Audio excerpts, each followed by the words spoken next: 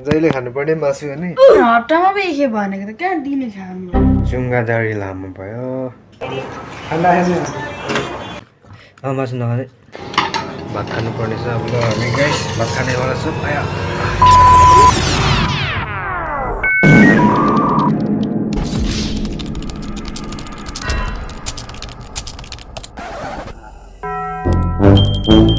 नमस्ते दाजुभाइ दिदीभाइ भान्टाङ बोटाङ के चाहले चल्ली आज चाहिँ यस्तो भिडियो आउनेवाला छ कि चिकन खाने सोचमा चाहिँ प्लानिङ बनाइसकेको छु त्यो चिकन खाएको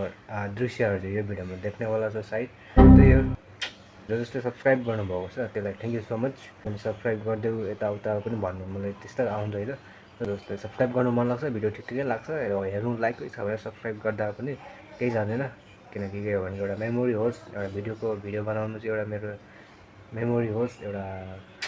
याद होस् भनेर चाहिँ बनाएको मात्रै हो त्यस्तो खासै हाइफाई चाहिँ होइन so thank you so much for watching my video and see you मासु खाने पर्ने हेरेँ आज जहिले खानुपर्ने मासु हो नि हप्तामा पनि के भनेको त कहाँ दिने खानु भनेको मान्छेले एक हप्तामा त कति के भन्छ अनि पैसा छैन त अनि मासु खानु मन लाग्छ मासु खानै पर्ने पनि हुन्छ किनकि म त नखाँदा पनि हुन्छ अब यता म्याडमले चाहिँ अलिकति प्रेसर धेरै भएको म्याडम छ नखिलाउँदा भनेर मलाई गोदिहाल्छ अबे ल म रेडी हुनेछु दोकानको लागि जुङ्गादारी लामो भयो ल हामी दोकान जाने अवस्था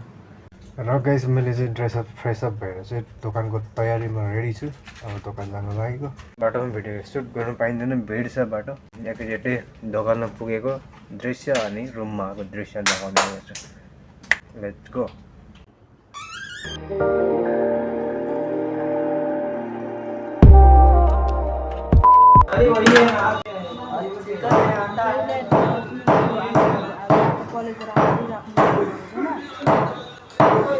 कहिले आइन्छ कहिले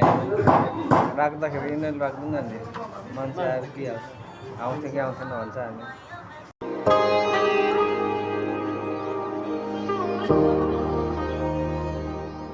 कतिको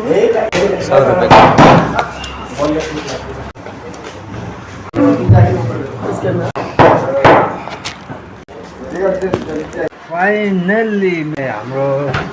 मासु चाहिँ रेडी हुन आँटेको छ आम्मामा भात पनि रहेछ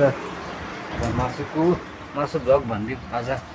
लगाइछु म एकछिन फेरि भेट्छु किनकि मेरो फोनमा ब्याट्री छैन कि ज्यादा त्यही भएर चार्ज हालिदिनु पर्ने छ एकैछिन ल दाजुभाइ दिदीबहिनीहरू हाम्रो सब्जी चाहिँ रेडी भइसकेको छ अब एकैछिनमा चाहिँ म खाएको दृश्यहरू चाहिँ तपाईँहरूमा देखाउनेवाला छु अब हामी चाहिँ अब भात खाने अवस्था छ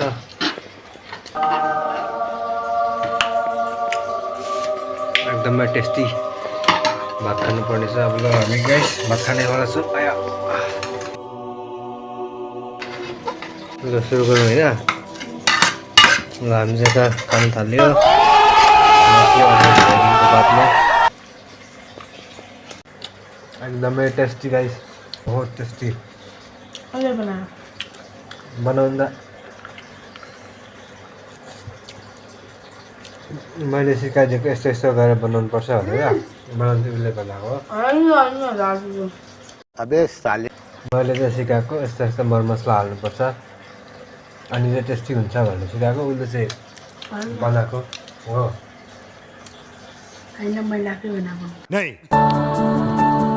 अब एकैचोटि सेलेरी पाएको दिन खानुपर्छ है भन्छ फेरि भाइ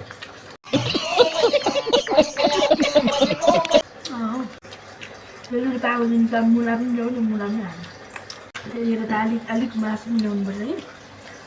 अनि जडेको भुटान बनाएर खानुपर्छ भात सब्जी यता चाहिँ भात नलगाउने होइन म चाहिँ नखानु कहिले खाने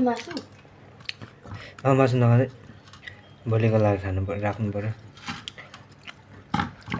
साह्रो मिठो गाइस मिठो टेस्टी भात चढ्नु पर्यो खाना सुन्नु पाएर जाने म यो लानु पर्यो नि त फेरि हेर्ने राख्नु अनि अनि म त लस पऱ्यो त यहाँ लाने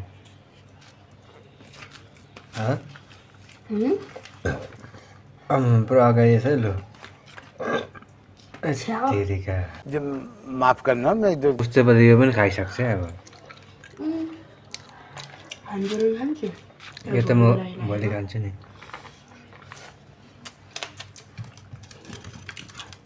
तिनवटा रहेछ फिस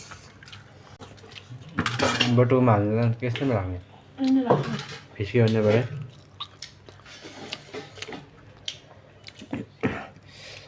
फिस्किँदैन ओके फ्रिजमा राखिरहेको छ अनि खाना भने त्यो सोर्नुपर्छ म सोर्छु खाना नहाल्नु बटुकोमा यस्तै पकाउनुपर्छ फिस्किन्छ जस्तो लाग्यो मलाई अनि राख्नु जाऊ अहिले कराई पनि अट्छ यो त लामो पकाउने भएको छ किन अट्छ अट्छ हाल्दैन यो मैले चाहिँ खाएर पनि सकेँ ल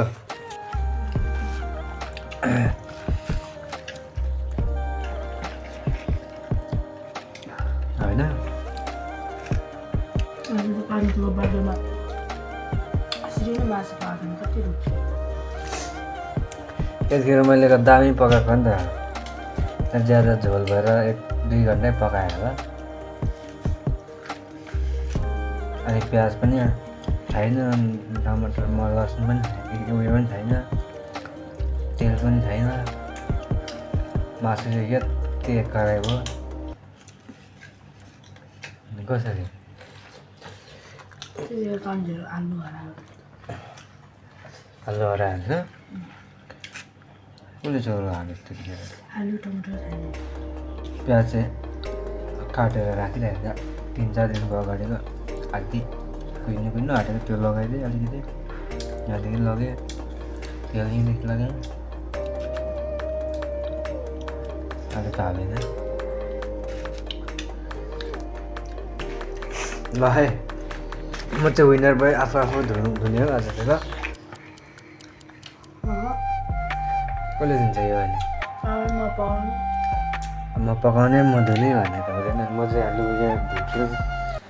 खाँदै हाल्छु मेरो लेन्टा खत्तम हुन्छ लगा गाइस भात खाना खाइसक्यो अब यही हाम्रो भिडियो ब्लग चाहिँ एन्ड हुन्छ यहीँ भनेर चाहिँ त्यसरी अनुरोध गर्दछु नमस्ते यो भिडियोलाई चाहिँ यहीँ समाप्त गर्नेवाला छु म आज चिकन खाइयो मटन मेरो फोन चार्ज हुँदै छैन के भएर र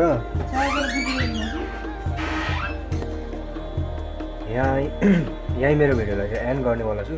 सी यू नेक्स्ट ब्लग